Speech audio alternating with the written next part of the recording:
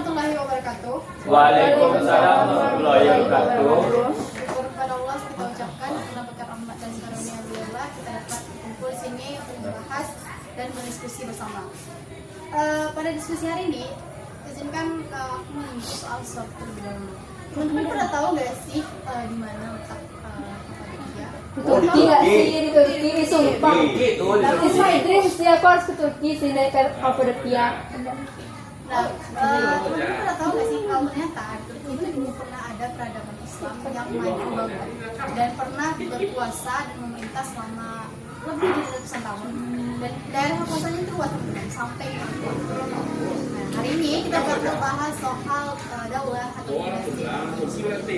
Nah, adapun hal-hal yang akan kita diskusikan hari ini adalah yang pertama penyebab munculnya dinasti ini, yang kedua kemajuan, yang ketiga kemungkinan, serta yang terakhir hal-hal yang kemudian dapat kita jadikan kesimpulan pada diskusi kita hari ini. Kita mulai pada poin pertama. Sebelum Turki Utsmani ini sendiri dulu sudah ada dinasti ataupun daulah lain. Ada daulah Umayyah dan juga daulah Abbasiyah. Nah, setelah ada daulah Abbasiyah tentu muncullah daulah baru bernama Turki Utsmani. Namun kedua daulah sebelumnya merupakan dominasi dari suku Arab. Sementara Turki Utsmani sendiri adalah dominasi dari orang Turki dan juga orang Rusia. Nah, ini mungkin jadi pertanyaan bagi kita, kenapa yang awalnya dinasti atau daulah yang dikuasai oleh suku Arab kemudian runtuh digantikan oleh dinasti atau daulah lain dari suku lain. Nah, menurut saya pribadi ada alasan kenapa dominasi suku Arab dapat digantikan oleh dominasi suku Turki pada saat itu. Yang dapat saya rangkum menjadi 3 poin. Yang pertama, itu adalah militer profesional. Di Arab itu nggak ada militer profesional. Kenapa? Karena nenek moyangnya itu nomaden. Mereka berpindah-pindah. Jadi berbeda dengan Turki, mereka itu nomaden. Mereka menempat pada satu tempat yang sama. Otomatis kalau mereka menempat di satu tempat yang sama secara terus-menerus, mereka butuh namanya pertahanan untuk melindungi daerah tempat mereka tinggal. Itu yang pertama. Yang kedua, lokasi mereka itu strategis, terletak di antara Anatolia hingga ke Balkan. Mereka ini dekat Bizantium, mereka dekat dengan Eropa, tanah mereka subur. Poin plus lainnya, mereka ini merupakan jalur perdagangan, karena ini tadilah mereka dekat dengan Bizantium, yang merupakan daerah dengan kemajuan manusia dan sumber daya manusia yang relevan tinggi. Itu poin yang kedua. Poin yang ketiga itu mereka punya struktur negara yang lebih modern. Berbeda dengan Arab itu cenderung mengandalkan peran suku. Mereka hidup berkelompok. Berbeda dengan Turki Utsmani, mereka menggabungkan orang dengan latar belakang yang banyak yang berbeda dalam satu kelompok yang disebut dengan dinasti atau daulah Turki Utsmani. Mungkin untuk itu yang lainnya dapat saya tambahkan, mereka juga punya yang namanya birokrasi yang jelas, hukum dan administrasi mereka stabil. Selain itu mereka juga etnisnya itu lebih kecil, tidak semacam fanatisme kesukuan berbeda dengan Arab. Mungkin itu yang dapat saya jawab untuk poin pertama, penyebab kenapa suku Arab kemudian dominasinya bisa dikalahkan oleh Turki Utsmani. Tapi Arab itu bukan berarti dia itu lemah karena dikalahkan Turki. Sebelumnya Arab itu termasuk suku yang kuat juga, karena Arab itu klannya solid. Habis itu Arab memiliki jaringan dagang yang luas tadi kan, karena dekat dengan Bizantium. Nah, karisma politik awal. Cuman masalahnya karena populasi mereka itu lebih kecil dari Turki. Turki kan menggabungkan beberapa orang, Arab hanya mereka saja kan. Arab juga tidak punya ekspansi wilayah yang luas antaranya itu. Nah, itulah. Pendapat lain dari teman-teman mungkin ada yang bisa mengimbangi?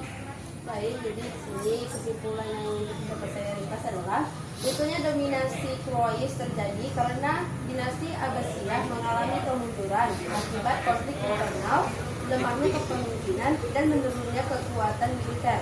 Di saat yang sama, bangsa Turki justru semakin kuat karena menguasai sektor militer dan menjadi penentu kekuasaan atau kingmaker. Dari yang awalnya hanya sebagai pasukan, bangsa Turki kemudian mengambil alih kendali pemerintahan. Inilah yang menyebabkan pemimpinan dunia Islam berpindah dari bangsa Quraisy ke bangsa Turki dan bertahan selama berabad-abad. Nah, tadi kan kita sudah mendengar kenapa Turki Utsmani mendominasi Arab. Sekarang aku mau tahu juga nih, apa-apa aja kemajuan dari Turki Utsmani. Jadi aku mau menambahkan jawaban. Jadi seperti yang kita tahu, dalam sejarahnya Turki Utsmani ini dikenal sebagai salah satu kekaisaran yang mengalami perkembangan yang sangat pesat. Kita bisa lihat dan bertahan selama berabad-abad ke pesatan mereka. Kita bisa lihat kemajuan mereka itu tidak hanya terlihat dari militernya, tapi juga bisa kita lihat dari pembangunan sistem pemerintah yang teratur, arsitekturnya yang megah. Mereka bisa menguasai jalur perdagangan yang membuat perekonomiannya sangat maju pada saat itu. Turki Utsmani juga berkembang dalam pendidikan dan ilmu pengetahuan yang menunjukkan betapa seriusnya mereka dalam menciptakan peradaban yang kuat pada saat itu. Kemajuan Turki Utsmani itu dibagi beberapa bidang, termasuk ekonomi dan pendidikan. Di bidang ekonomi, Turki Utsmani bisa maju dikarenakan letak negara mereka yang strategis di antara Asia, Eropa, dan Afrika. Dan sistem pajak mereka itu teratur. Kalau di bidang pendidikan, mereka itu banyak mendirikan madrasah besar sejak abad ke-14 sampai 16 Masehi. Kurikulum ilmu agama dan sains mereka itu seimbang, jadi dikarenakan itu mereka bisa berkembang. Menurutku tadi dia bilang ada bidang pendidikan sama bidang ekonomi. Tetapi juga ada bidang pemerintahan. Menurutku dalam bidang pemerintahan itu dia juga menerapkan birokrasi yang kuat dan teratur karena dipimpin oleh sultan. Dan adanya jabatan wazir agung yang menjalankan administrasi negara. Dan bidang pemerintahan juga memiliki sistem hukum kanun, yaitu menyatukan hukum agama dan hukum negara. Wilayah dibagi menjadi provinsi sehingga pengelolaan lebih efektif. Pemerintahannya juga stabil sehingga mampu mempertahankan kekuasaan yang berabad-abad. Dan juga ada bidang militer.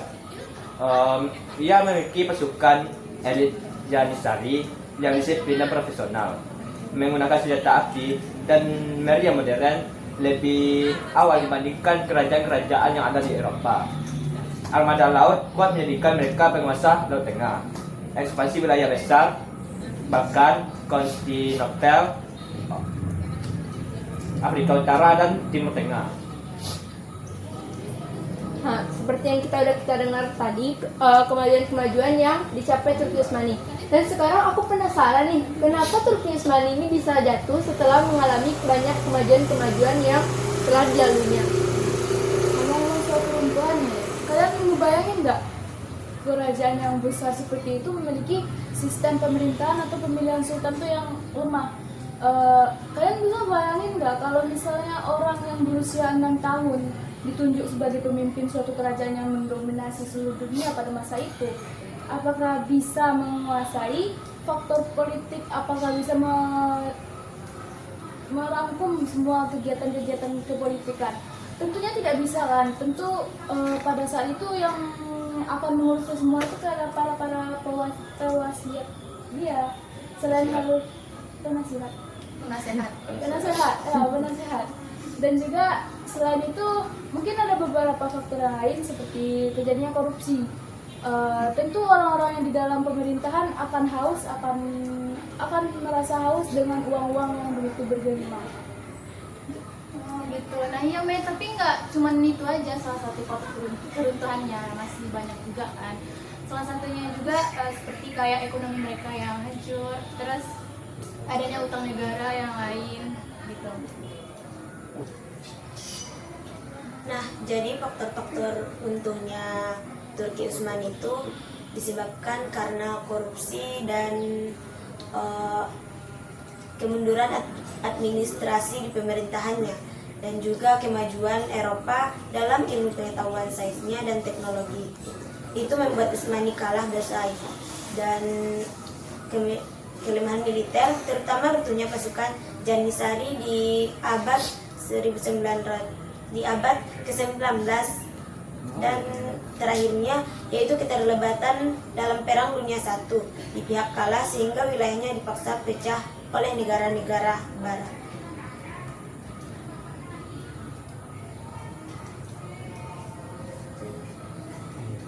Iya dibecul sama semua. Enggak benar betul.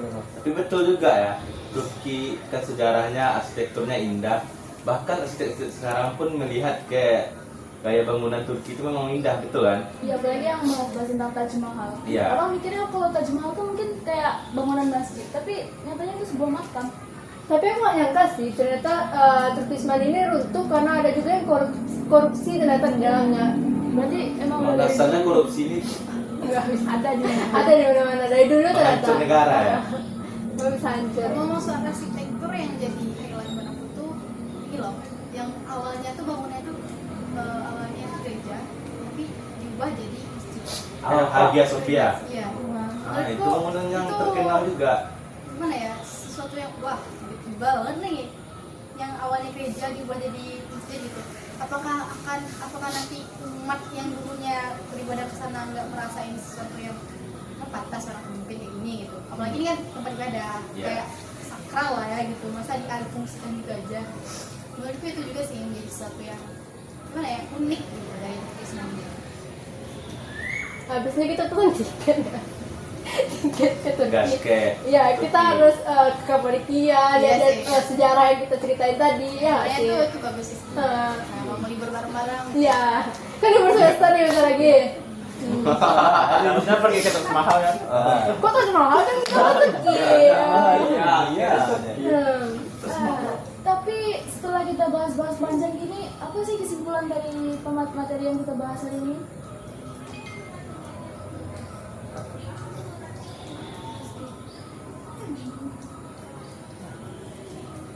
Mungkin yang dapat aku simpulin ya Maya dari apa yang kita diskusikan tadi, maksudnya dari kita udah menjawab beberapa poin yang tadi udah aku singgung soal maaf ya sebentar ya.